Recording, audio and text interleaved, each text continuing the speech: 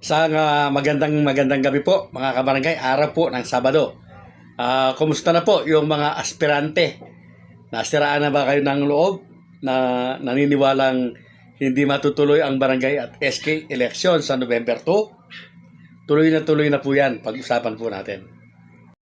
Yes po mga kabarangay, kaya po natin nasabi na tuloy na po ang barangay at SK election ay dahil nga nandyan po batas na ang Republic Act 12232. At ang isa pa po, kung napaparood po ninyo itong si Manang Aimee, siya po mismo sa kanyang mga salita lalong tumitibay na hindi po kakatigan ng Korte Suprema itong isinisulong nilang ito na naman ng postponement dahil magkakasalungat po at kumbaga wala na po sa hulog mga kabarangay. May akin pong sinipi yung ibang mga sinasabi nito sa interview sa kanya at panoorin po ninyo at hihimayin po natin. Kaya kung bakit ko po nasabi na dahil po sa kanyang mga sinasabi ay tiyak na hindi po ito kakatigan ng Korte Suprema. Hindi po sa pinapangunahan po natin ng Korte Suprema. Sinasabi ko lamang po ito dahil po sa kanyang mga magkakasalungat po na sinasabi. Pakinggan po natin. Are you pushing for the postponement yet again sa barangay election at SK election? Kasi alam natin yung sitwasyon natin ngayon, may oil shock na, tapos papalakbay mo yung mga tao. Nakakatawa pa yung date, November 2, araw ng matay. Ano ba yan? Parang hilo yung mga tao, wala na silang pamasahe, wala nang plete papunta sa semeteryo, pupunta na naman sa presinto. Ang mangyayari niyan, baka kalahati ma-disenfranchise. Yun ang inaalala ko, na ma-disenfranchise ang napakarami. And also, it's just fully supporting the new 4-year term of the barangay and SK na, di ba, 4 years na ang term talaga ng barangay. So might as well, ituloy na ng 4 years. So next year na, i-postpone na ulit. Pero not as postponement, but by way of enforcing the new law para sa akin, para hindi unconstitutional. Sa akin lang yan, baka makachamba. Dahil ako nanggaling sa barangay, nag-umpisa ako sa SK. So I started not as SK but Kabataang Barangay. Noon, 100 years ago, nung bata pa tayo. And what do you call this? I know what the problems are in the barangay. You're the front line, and when there's a crisis, katulad ngayon, ikaw ang tatakbuhan ng tao sa langis, sa bigas, lahat. Ikaw ang pupuntahan pag may disaster. So hirap na hirap talaga yung barangay ngayon. So sa tingin niyo magkakuha kayo ng suporta to postpone again the barangay and SK election? Well, tignan natin, sabay dasal. Sabay dasal. Sana, kasi narinig ko naman, may support naman yata from the higher echelon. Unang-una, tatakot sa gastos lahat ng opisyal. They're just coming from an election, no? A very expensive election. Grabing gastusan last year. Pagkatapos, meron pa tayong BARM, which is kind of bloody. Dahil first time magkakaroon ng election sa BARM. First time talaga, kaya pinospone na yan ng 3 times. And mismo yung COMELEC, October, tapos November yung barangay. Sabi ng COMELEC, mamamatay daw sila, di ba? Hirap na hirap sila niyan. So, I think that's very difficult. It's going to be automated, tapos manual yung barangay. Hilo ang COMELEC niyan. So, marami talagang nagsusupport na ayaw talagang magka-eleksyon na ng BSKE. So, in a scale of 1 to 10, what do you think is the number na mapuspone ang election? Sabihin ko 5 out of 10. Sabay dasal. Sa Diyos na yung kalahati. Parang 50-50 pa rin. Kasi nga may objections of the previous Makalintal decision na unconstitutional yung postponement. Pero I don't think this is frivolous or trivial because the oil shock is an international disaster for everyone. There is really a justifiable reason of postponing actually because of what is happening now. Yes, correct. Hindi naman ito normal. Talaga naman for 2 to 72, hindi naman natin akalain magkaganito at parang hindi matatapos kasi walang katapusan yung diskusyon. Banat pa rin ang banat, bomba pa rin ang bomba, walang tapos. Inaasahan ko matapos ng May, hindi ko alam marami nang nabomba kahit matapos ang gera sa May, yung mga oil facilities and infrastructure wasak na. So the oil prices will continue to rise. So baka daw po kalahati ma-disenfranchise dahil nga po daw sa taas ng pamasahe. Nakakalito, hindi po ba yung mga pinagsasabi ni Madam?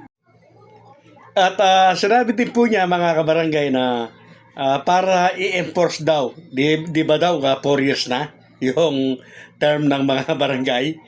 So, i-extend na naman para mag 4 years na daw sila. Hindi po ba alam ni Madam na bawal yung gagawa ka ng batas na retroactive? Samantala yung RA 12232, yung mananalo dyan, kung matutuloy yan, yun ang uubo na 4 years.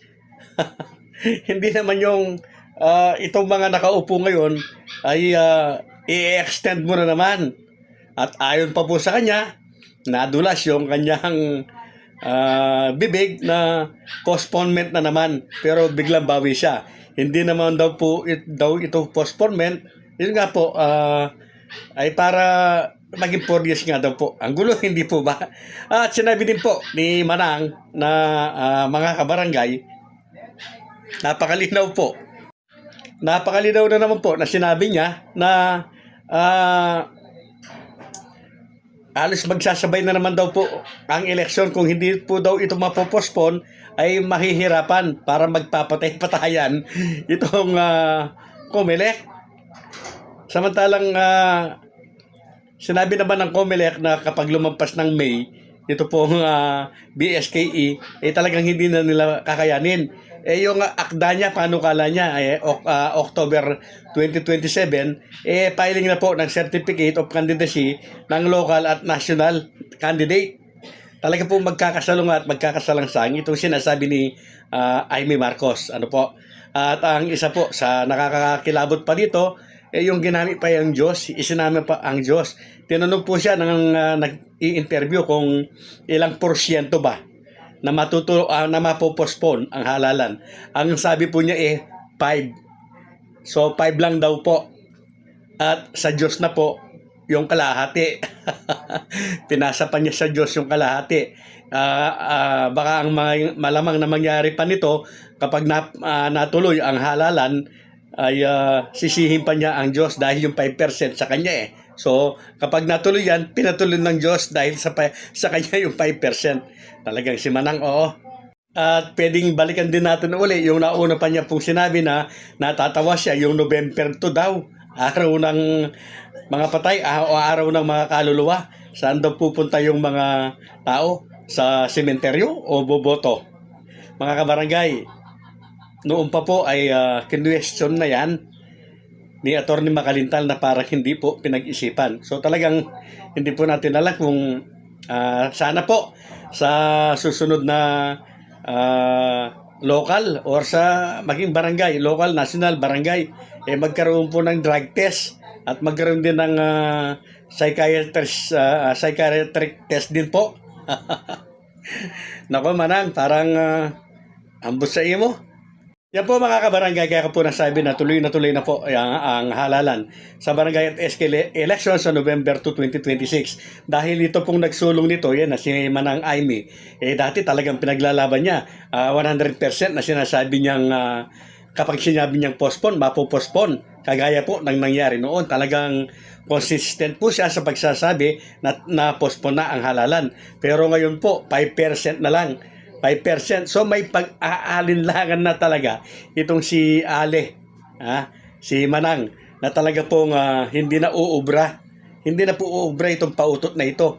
Alam po ba ninyo yung lagi kong sinasabi na kaya gusto pong ma-postpone ng mga ito, ng mga nakaupo.